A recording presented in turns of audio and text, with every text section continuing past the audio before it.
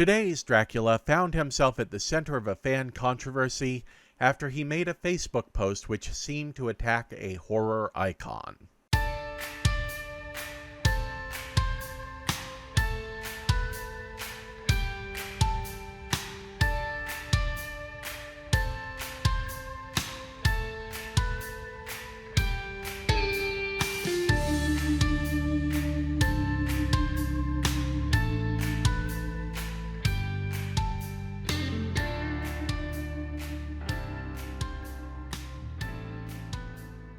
Andrew Bryniarski was born in 1969 in Philadelphia, Pennsylvania.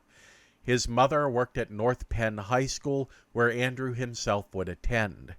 He competed as a bodybuilder and also trained as a professional wrestler, but his acting career launched in the early 90s when he was visiting a friend in Los Angeles. While there, he was spotted by a talent agent who was looking for a physically imposing actor to fill out his roster.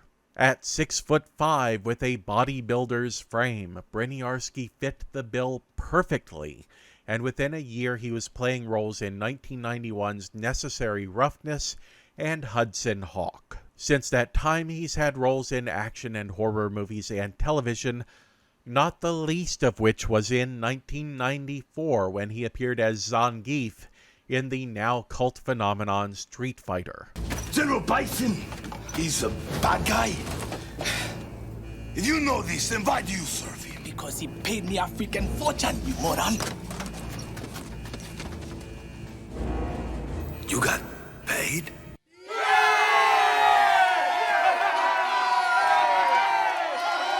Other appearances include guesting in Lois and Clark: The New Adventures of Superman, Firefly, and Burn Notice, as well as playing Thomas Leatherface Hewitt in the 2003 remake of the Texas Chainsaw Massacre.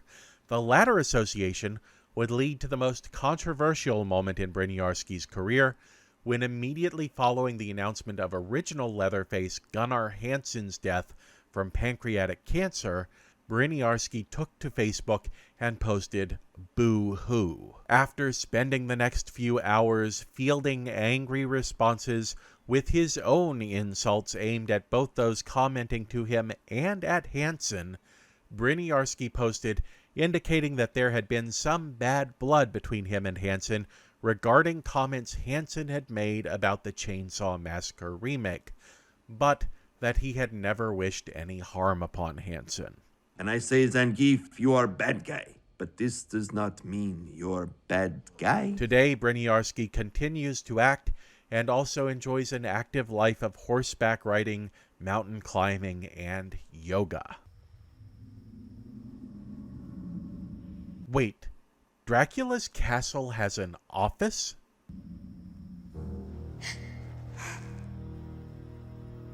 Why have you brought me here?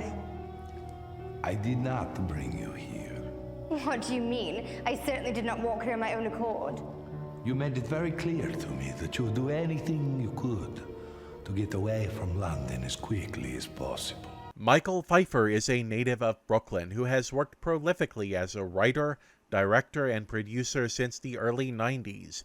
He works primarily in lower-budget productions and made-for-TV movies, with his credits including such titles as Witchcraft 5, Dance with the Devil, BTK, A Star for Christmas, Witchcraft 7, Judgment Hour, Dark Paradise, Inspired to Kill, Merry Christmas, Witchcraft 8, Salem's Ghost, Here Kills the Bride, Saving My Baby, Party Mom, Christmas with the Andersons, The Dog Who Saved the Holidays, and, of course, Witchcraft 9, Bitter Flesh. Bitter Flesh, I hardly even know her flesh. In 2008, Pfeiffer wrote, directed, and produced Dracula's Guest.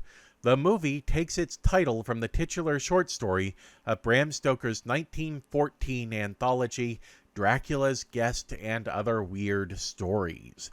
Believed to be the discarded first chapter of Dracula, the story follows the adventures of an unnamed Englishman passing through Munich on his way to Transylvania.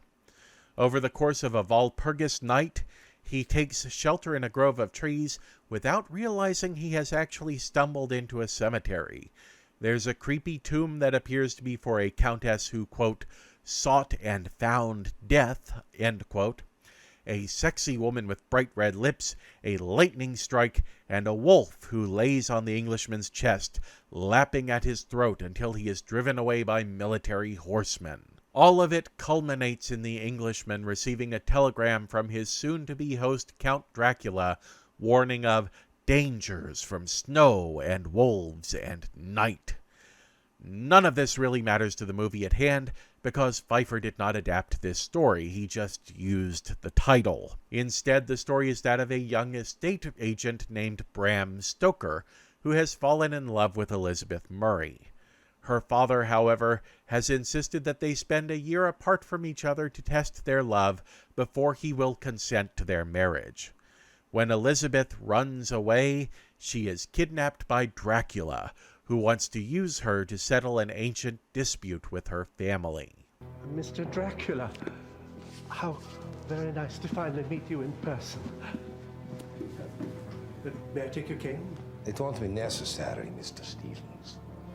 This won't take very long. Zangief, you are bad guy, but this does not mean you're bad guy. Bryniarski's take on Dracula seems to be mostly driven by the idea of what if Dracula had muscles, like really big muscles. It's an action take on Dracula that eschews seduction and subtlety for pure brute force.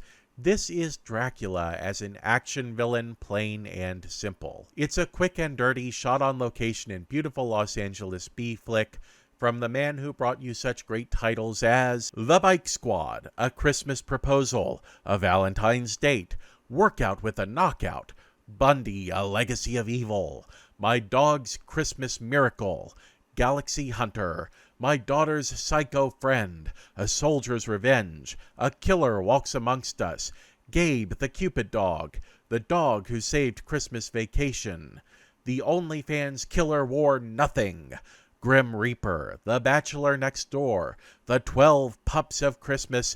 One of these titles is not a real movie, but the question is, which one?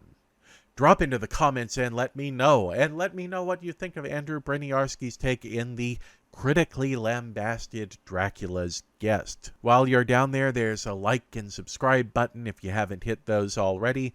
There's also a bell you can ring for notifications of further videos. You can also share this video with all of your friends because, hey, sharing is, after all, caring. Until next time, I am Glenn Williams, the film optimist, reminding you to watch like it means something.